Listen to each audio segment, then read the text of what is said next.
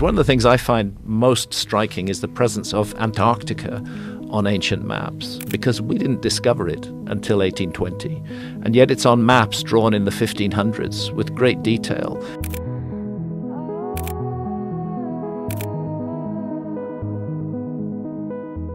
Antarctica is one of the weirdest places on Earth, and from the very beginning, Antarctica has pretty much been a mystery to us. Now, what the f*** is it doing on a map drawn in the 1500s, which we know was based on older source maps when nobody knew it existed in the 1500s? To me, the obvious answer is we are dealing with the fingerprints of a lost civilization.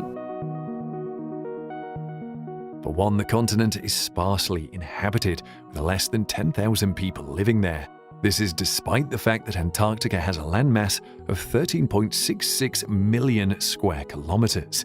As one of the most uninhabited places in the world, Antarctica has been the subject of significant exploration, and many people have done their best to uncover some of its biggest secrets. Joe Rogan, arguably the world's most popular podcaster, has been one such person. Over the years, his podcast has played host to several scientists and explorers who have spoken about some of the secrets of this region that you might not know about. Follow us on this journey with Joe Rogan into some of the weirdest and most shocking facts about Antarctica. We'll also be looking into external sources to find out additional facts about this mysterious landmass, opening your eyes to one of the weirdest parts of our entire planet. Operation High Jump and the Missing 411. Joe Rogan has been at his podcast for well over a decade now, and in that time he and his guests have come up with quite a lot of wild theories and arguments. Because of that, it's pretty rare for you to ever see Joe shocked out of his mind. However, back in 2022, he got a pretty shocking revelation that left him stunned. On an episode of his Joe Rogan Experience podcast back in August 2022, Joe had on Sam Tripoli, a fellow podcaster and comedian. There, Sam explained the event of Operation High Jump, a military exercise that happened in Antarctica back in the 20th century, one which involved President Harry Truman, Nazis, and even aliens. To be fair, Operation High Jump did exist.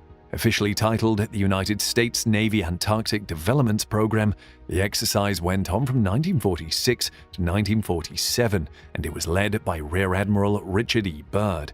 The operation consisted of 13 warships, about 4,700 military personnel, and several aerial vehicles and machines.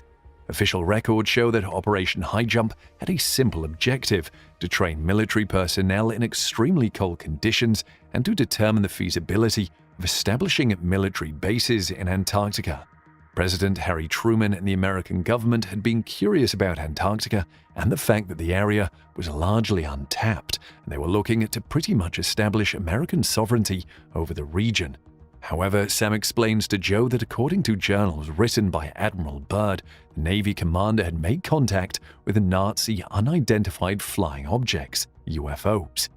Sam explained that the Nazis had essentially made a deal with aliens to use their superior technology in World War II, although we're not quite sure why this was never used in the actual war or what the aliens were still doing in Antarctica following the conflict's resolution. Anyways, according to Sam, Operation High Jump's top brass eventually went back to the president and explained to him that they had to bring the aliens on board and make a deal with them. The president obliged cutting a deal with the aliens and allowing them to conduct experiments on people, and you won't believe where those experiments were being conducted. Wow, who would have thought that our national parks and forests were so creepy? And if you think this is the end of the tale, then you've got another thing coming. The story of America's pact with the Nazi aliens ends up leading to that of the Missing 411, a series of unsolved cases surrounding people who have gone missing in national parks around the country.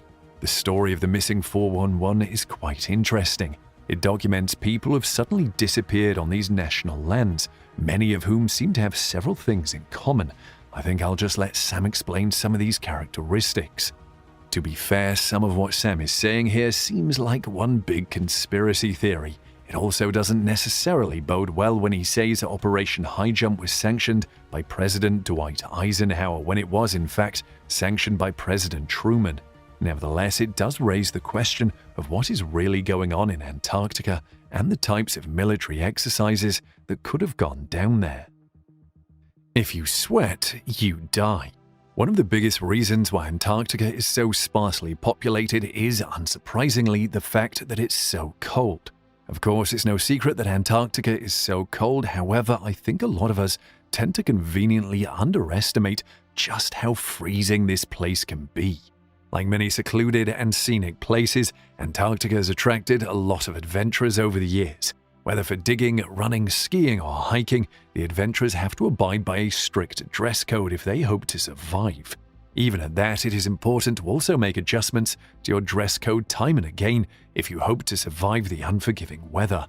To give a bit of an insight into this, Joe Rogan once interviewed Colin O'Brady, one of the most popular adventurers and endurance athletes in the world.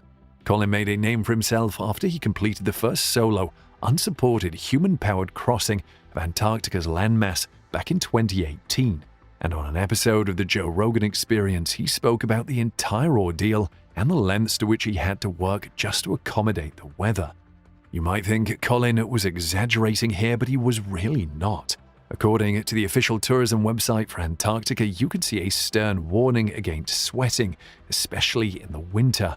This is because sweat essentially packs your clothes full of moisture. This in turn will freeze the outer layers of your outfit and pretty much melt, causing potentially harmful consequences for when you start to warm up again. For someone like Colin, who had to do a lot of lifting and moving, this can be especially challenging. I like to think of myself as someone who loves a bit of cold from time to time, but none of this looks like fun if you ask me. I mean, how do you even survive in an environment where you can barely sweat without endangering your life? If you plan on visiting Antarctica, I sure hope you have your sweat pores under control. The Antarctic Treaty.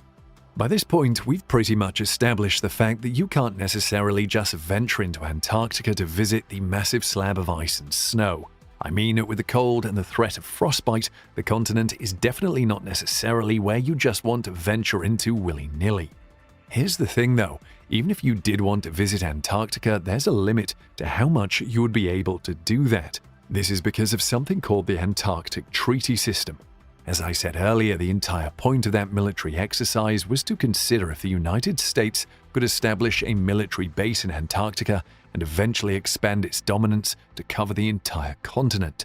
However, the objective pretty much failed. In 1959, a treaty was signed between 12 countries: Argentina, Australia, Belgium, Chile, France, Japan, New Zealand, Norway, South Africa, the United Kingdom, the United States, and the USSR. The Antarctic Treaty essentially states that the continent doesn't belong to any single country. Just as well, all countries agree to pretty much respect the rights of each other on the continent and only use it for research and a little bit of tourism. The entire point of the treaty is to ensure that the environment is protected and that no man-made activity, including and especially industrialization and war, can threaten the biodiversity of the continent. So the Antarctic Treaty only ensures that all human activity in Antarctica is properly planned and managed. From tourism and exploration to scientific research, everything needs to be done in accordance with the treaty's rules and regulations. While it doesn't prevent tourists or military personnel from being present in Antarctica, anyone looking to be present on this continent will need a permit from a treaty party. Antarctica's underground lakes. Exploration of Antarctica as well as the Antarctic Ocean has been pretty extensive over the past few decades. In the 1970s, scientists came upon a major breakthrough that demonstrated just how much of this region has been untapped since the dawn of time. They discovered that an entirely different ecosystem was existing and thriving in the Antarctic waters. To date, an estimated 400 lakes have been found beneath the surface of the Antarctic floor. These lakes sit under 3 kilometers of ice, and scientists believe that the lakes were formed during the separation of Antarctica from Gondwana Land, a supercontinent that broke up during the Jurassic period. And thanks to underwater pressure, the lakes have managed to continue flowing all these years, instead of just freezing up and becoming moving blocks of ice. Lake Vostok, which was discovered in the 1990s, remains the largest subglacial lake discovered in the region. Laying at 2.5 kilometers below the ice, the lake had a temperature that clocked in at -3 degrees. Despite being covered by ice for 20 million years, lakes like this have also been found to hold existing ecosystems of microorganisms. Even though these species haven't been exposed to light in millions of years, they continue to exist and thrive thanks to gases like methane and ammonium, which they can use to create energy. The world's oldest pyramids. Whenever you hear about pyramids, your mind most likely races off to reference Egypt. Hey, we've all been there. The pyramids of Giza are the most popular pyramids in the world, showing a massive ingenuity and creativity on their own. However, what if I told you that the Egyptian pyramids aren't the oldest in the world? No, that title belongs to pyramids that have been discovered in Antarctica. Back in 2016, satellites hovering above the Antarctic region found something rather strange. A weird formation that appeared to be peering out of the ice. It appeared that the ice had melted away and this formation was pretty much peeking its little nose out. While the region was difficult to reach, scientists believe that this was the top of a man-made pyramid that was erected hundreds of thousands of years ago at the very least. The fact that there are man-made pyramids in Antarctica tends to lend some credence to the belief that humans actually settled in this area before we knew anything.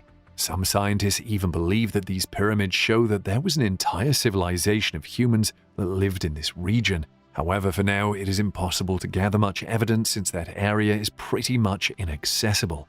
Still though, what are the possibilities that a place so cold and uninhabitable as Antarctica could actually have held a civilization of people? Well, in 2017, a team of geologists from the Alfred Wegener Institute for Polar and Marine Research in Germany went to Antarctica and collected core samples from deep within its frozen sea floor. Their objective was to analyze what the continent's climate might have been like in earlier times, and what they found was quite interesting. Essentially, the geological team is hypothesizing that while Antarctica's climate today might not support much life, it wasn't necessarily always like that. Antarctica has survived a meteorite hit. Meteorites are among the biggest harbingers of extinction in the known universe. Whenever a meteorite hits a planet or a surface, it is pretty much a recipe for catastrophe. Just think back to the dinosaurs. Those animals were probably living on their own in their own prehistoric utopia, and boom, a meteorite hit and the planet quite literally had to start again. Interestingly, however, it appears that there was an even bigger meteorite hit that took place in Antarctica, one which could predate that of the dinosaurs and which, according to sources, including Joe Rogan himself, could have been much worse. Recently, Joe had YouTuber and independent researcher Jimmy Corsetti, as well as content creator and author Ben Van Kerkwyk on his podcast. In it, the three men spoke extensively on ancient humans as well as their ability to survive extinction-level events. As part of this monologue, Joe pulled up an interesting report. Take a look. A crater 1.5 kilometers beneath the Antarctica ice crust, 482 kilometers in diameter. 482 kilometers in diameter. Holy shit. The report is actually quite an interesting one. And while the podcast episode doesn't necessarily delve deeply into it, I think it's worth actually understanding what this meteorite was and just how massive it was. According to reports, this meteorite crater was discovered back in 2006 in a joint mission organized by NASA and the German Aerospace Center. The objective of this mission had been to try and measure irregularities in the Earth's gravitational field, which would then show the distribution of mass across the planet, as well as changes in the metric over time. Scientists believe that the meteorite that must have caused such a massive crater could definitely have led to a global extinction-level event. The belief is that the collision caused huge amounts of dust to rise into the air, making the entire planet incredibly hostile towards all forms of life. Months of darkness and caustic acid rain must have made the planet uninhabitable, with only a few primordial shellfish surviving the fallout. These shellfish themselves would have gone on to be the ancestors of the dinosaurs, which ended up becoming the dominant species on the planet for the next 200 million years before another meteorite came and cleared them out as well. Antarctica's forbidden sector. So earlier in the video, I spoke about the fact that Antarctica appears to be a very secluded place. Unless you have a clearly defined objective, gaining access to the continent can be pretty tricky. Even if you did gain access to Antarctica, you wouldn't be able to explore it in its entirety. Tourists, hikers, and more are only given access to a portion of the landmass where they'll be able to engage in their activities and enjoy it. Several sectors of the continent are closed off, only available to researchers and military personnel. Think of this region as the Area 51 of Antarctica. No one necessarily knows what's going on there, and many believe it could easily be a secretive spot where experiments and other operations are being carried out. According to some sources, some people who have tried to take a sneak peek into this secluded area have been seized and immediately taken inside by guards. No one has been able to say what happens after that, and it's believed that these people were never seen or heard from again. The official line is that this area is closed off because governments are trying to protect biodiversity and possible endangered species living there. However, I won't be so surprised to find out there is something else fishy going on down in this region. It all just seems pretty weird, doesn't it? The third man factor. If you're not an explorer or a daredevil, there's a chance you might never have witnessed the phenomenon of the third man factor. However, for many who have explored, especially areas such as Antarctica, this phenomenon seems as real as daylight. The third man factor is a term used to describe the overwhelming urge or presence of someone around you. In most cases, this urge comes when you're in significant distress or facing a lot of danger. You can feel the specter of someone walking with you or guiding you, even though they're not actually there. Due to Antarctica's unusual periods of light and darkness, tons of people who have visited the continent have reported that they have felt this urge. Others have even claimed to have felt hallucinations and seen shadows that were cast by nothing while traversing the region's infinite plains. One notable experience came in the early 1900s. Sir Ernest Shackleton, a famous British explorer, led an expedition to Antarctica. This expedition was looking to attempt the first land crossing of the Antarctic continent, and it ran from August 1914 to January 1917. According to Shackleton's tale, he and his two companions were trying to travel by boat to South Georgia Island. They eventually decided to stop and search for some food and shelter. But while they were trekking, the companions suddenly felt the presence of someone else walking with them. The group walked for 36 hours over mountains and glaciers, all the while believing that there were actually 4 people. Since then, tons of other people who have felt lost or stranded while exploring Antarctica have reported the same phenomenon. Maybe it has something to do with the desperation of the situation, or maybe it just might be related to the environment surrounding Antarctica itself. The Blood Falls. Quite a lot of creepy things have been discovered in Antarctica over the past few years, and as far as weirdness goes, this one definitely ranks high on the list. Located on the continent's McMurdo Dry Valleys, you have Blood Falls, a stretch of water that unsurprisingly got its name because of its unique color. The falls extend over a backdrop of white snow and glaciers, making for a pretty fascinating look. Blood Falls is 5 stories high, pouring out from a glacier into a lake. The waterfall runs continuously as well, with red water gushing out of the glacier like an open wound. Blood Falls was first discovered in 1911 by Thomas Griffith Taylor, a geologist who had led several expeditions to Antarctica. The glacier from which the waterfall comes out was eventually named after Taylor to honor him and his discovery. For a long time, scientists were unclear as to why this waterfall had its unique color. When he initially discovered it, Taylor believed that the water had gotten its red color due to algae discoloring it. However, scientists later found out that Blood Falls was once a very salty lake that had now been cut off from the atmosphere due to the formation of ice. Due to this cut-off, the water has seen an increase in salt content, which has also prevented it from freezing even in the harshest of weather. And besides this, the water has a very high content of iron, which gives it its color, and the water also doesn't get any access to oxygen or sunlight, so it has an even darker hue. UFO sightings. Remember when Sam Tripoli told Joe Rogan that the commander on Operation High Jump might have made contact with alien life while on an expedition to Antarctica? I bet you thought he was just some crackpot conspiracy theorist who didn't know anything. Well, what if I told you that a lot of people have actually made UFO sightings in this region? Back in October 2020, someone was scanning satellite imagery of Antarctica when they came across an interesting discovery. They immediately shared it with author Brad Olson, and he was quite shocked to come upon the same thing. A metallic-looking object half covered in ice appeared to have been peeking out of the land surface, and it looked suspiciously like an alien spacecraft. Olsen believes that an alien spacecraft must have been left there thousands of years ago, only to be covered up by the immense layers of ice in the region. However, why would it be that an alien civilization visiting the Earth would choose Antarctica of all places to settle? Well, according to experts, the fact that Antarctica has grown to be such a cold, uninhabitable place for humans doesn't necessarily mean that other life forms won't be able to thrive there. It is possible that an alien race looking to visit our planet would feel more comfortable in a place like Antarctica than they would feel elsewhere.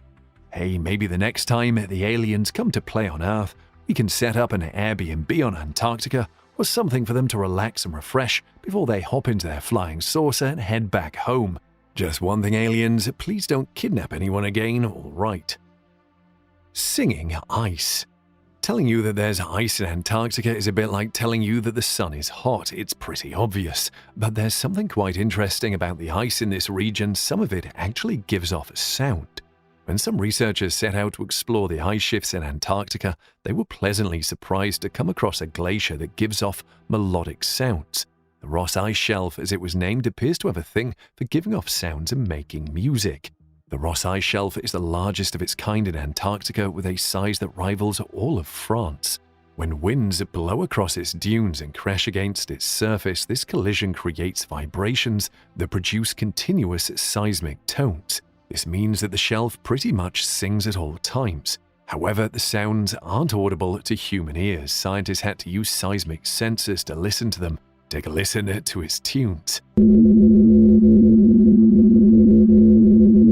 Another interesting fact is that the sounds appear to change as the weather changes too. So scientists now use the sounds as well as changes in the sounds to measure the ice shelf's stability and vulnerability to climatic conditions. I feel like we could send that file to a composer or a producer and they could create a fire beat with it. Hey, Dr. Dre, give me a call. It's pretty fascinating to think that there is an expanse of land on our planet that hasn't yet been fully explored. Antarctica is the coldest region on Earth, with an estimated 90% of the world's ice. And with the continent being incredibly secluded, it's pretty obvious that we're just scratching the surface when it comes to things that can be found in this place. What do you think about these discoveries? Did aliens really land on this continent? Are there secret government experiments being carried out there? Let us know in the comments below.